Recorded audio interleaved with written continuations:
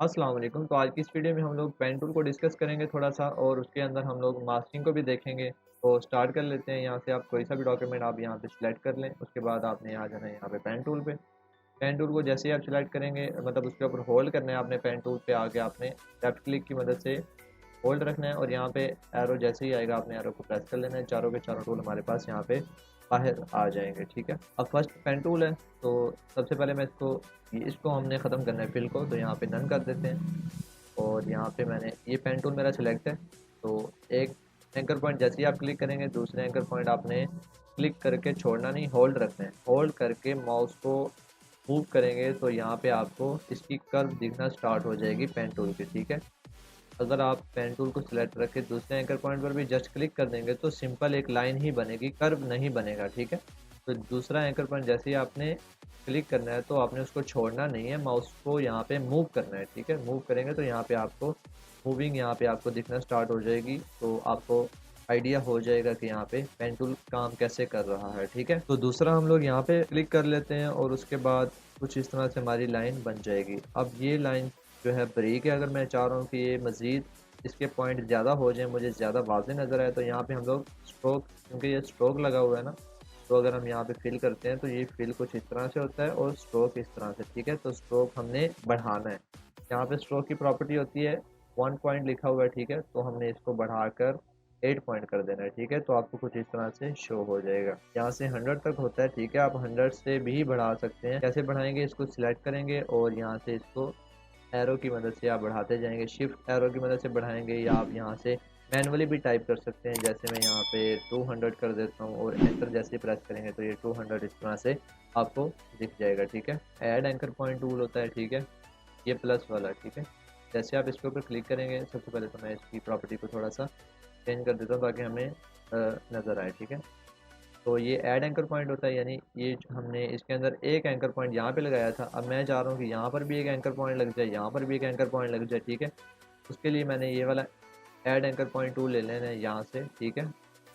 By the way यहाँ से भी आ जाता है, आप क्लिक करेंगे तो यहाँ से आपको चारों के चारों टूल दिख जाएंगे।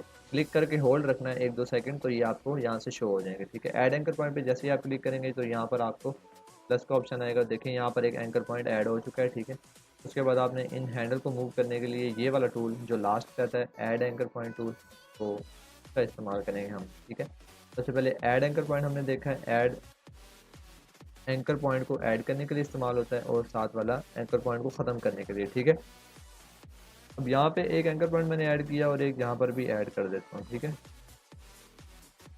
अब ये दो एंकर पॉइंट हो गए। अब लेट्स सपोज मैं चाह रहा हूँ कि ये वाला एंकर पॉइंट इसमें से मैंने एक को रिमूव करना है, यानी कि जो ये मैंने जो लगाया है ये यहाँ पर रहे और ये वाला जो है हमारा जो पहले लगाया था हमने वो ख़त्म हो जाए, ठीक है।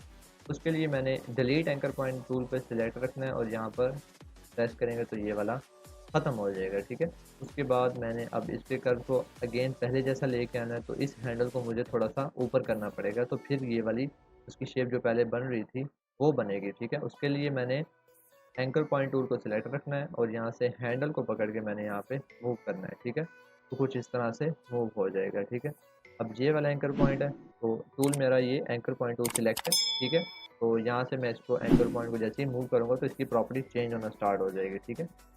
कुछ इस तरह से कर्व देने के लिए हम इस्तेमाल करते हैं इसको, ठीक है। तो ये चारों के चारों टूल मैंने आपको बता दिए। पेन टूल जो है रफ शेप लगाने के लिए इस्तेमाल होता है, ठीक है।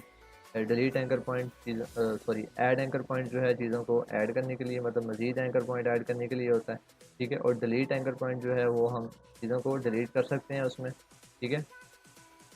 तो यहाँ से ऐसे चीज़ें डिलीट हो जाती हैं। और ये जो एंकर पॉइंट टूल है ये हमारा जो क्या करता है काम, चीज़ों को जो एंकर पॉइंट लगे हुए होते हैं उनकी मूवमेंट को मज़ीद चेंज करने के लिए इस्तेमाल होता है, ठीक है। ये चार टूल हमने डिस्कस कर लिए हैं। तो हम नेक्स्ट मूव करते हैं कटवेचर टूल पे, ठीक है। ये पेन टूल के बिल्कुल साथ आता है, ये वाला कटवेचर टूल इसको बोलते हैं। तो मैं यहाँ से क्रॉस कर देता हूँ, बंद कर देता हूँ, ठीक है।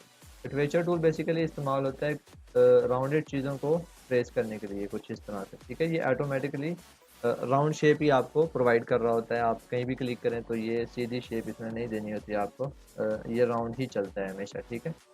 अब ये इस्तेमाल कहाँ पे होता है, बेसिकली ये इस्तेमाल होता है हमारे पास मास्किंग में। हम लोग इसको ज़्यादातर इस्तेमाल करते हैं यहाँ पे अगर आप फूड डिश लिखें तो यहाँ पर आपको बहुत सारी फूड डिशेज मिलेंगी, और यहाँ पे हम अगर इसको यहाँ से सिर्फ इतना दिखाना चाहते हैं तो मैं यहाँ से इस इमेज को राइट क्लिक करके कॉपी इमेज कर लेता हूँ, और इलस्ट्रेटर में आके मैं इसको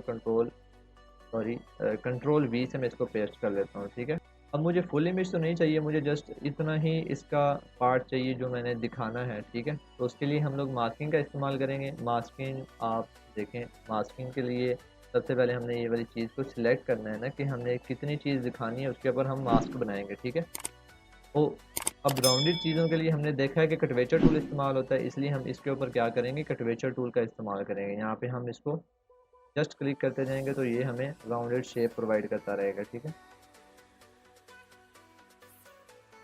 कुछ इस तरह से शेप हमने बना ली। अब हमने इसके अंदर फिल ऐड कर देना है। यहाँ से ये जो कलर होता है, यहाँ पे लास्ट पे आपको ब्लैक बॉक्स दिख रहा होगा, यहाँ पे आपने क्लिक कर देना है तो यहाँ पे आपको ब्लैक बॉक्स दिख जाएगा। ठीक है, अब मास्किंग के लिए जो है शेप हमारी ऊपर होनी चाहिए और इमेज हमारी नीचे होनी चाहिए, ये आपने याद रखना है। ठीक है, मास्किंग के लिए इमेज नीचे और शेप ऊपर होनी चाहिए। उसके बाद हमने दोनों को सिलेक्ट रखना है और राइट क्लिक करके मेक क्लिपिंग मास्क, दोनों को सिलेक्ट रखना है, एक को नहीं। एक को करेंगे तो कुछ भी नहीं आएगा। ठीक है, दोनों को सिलेक्ट रखना है और हमने इसको कमांड देनी है मेक क्लिपिंग मास्क, यानी इमेज जो है वो शेप के अंदर आ जाएगी। ठीक है, अब इसमें से जो ये वाइटनेस आ रही है, हमने इसको तो नहीं रखना था, अब हमसे मिस्टेक हो गई है, तो हमने इसको ठीक कैसे करना है। अब इस चीज़ को हमने ख़त्म करने के लिए इस लेयर को सिलेक्ट रखना है और डबल क्लिक कर देना है इसके ऊपर। ठीक है, फिर उसके बाद अगेन हमने एक बार क्लिक करना है तो ये इमेज हमारी सिलेक्ट हो जाएगी। ठीक है, कुछ इस तरह से। ठीक है, अब हम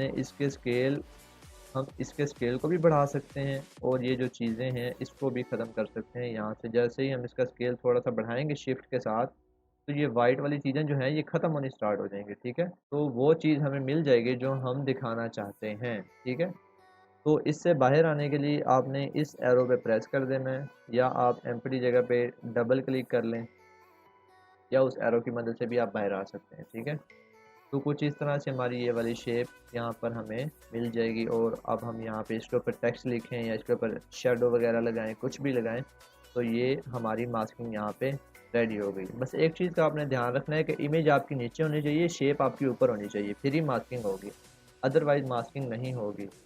तो आज हमने पेन टूल को देखा है और कटवेचर टूल को। कटवेचर टूल में मैंने आपको बताया है कि राउंडेड चीज़ों को सिलेक्ट करने के लिए इस्तेमाल होता है ये चीज़, तो उसके लिए उसके ऊपर हमने मास्किंग करके भी देखी है कि ये कटवेचर टूल हमें कहाँ कहाँ इस्तेमाल करना पड़ सकता है। ठीक है, तो मास्किंग आपने लाजमी याद रखनी है, ये बहुत ही ज़्यादा इंपॉर्टेंट हिस्सा है इस चीज़ का। मास्किंग को आपने लाजमी याद रखना है, ये बहुत ही इंपॉर्टेंट हिस्सा है। तो मिलते हैं किसी नेक्स्ट क्लास में, और चैनल को सब्सक्राइब अभी तक आपने नहीं किया तो प्लीज़ चैनल को सब्सक्राइब लाजमी करें। मिलते हैं किसी नेक्स्ट क्लास में, तब तक के लिए दुआ में लाजमी याद रखें।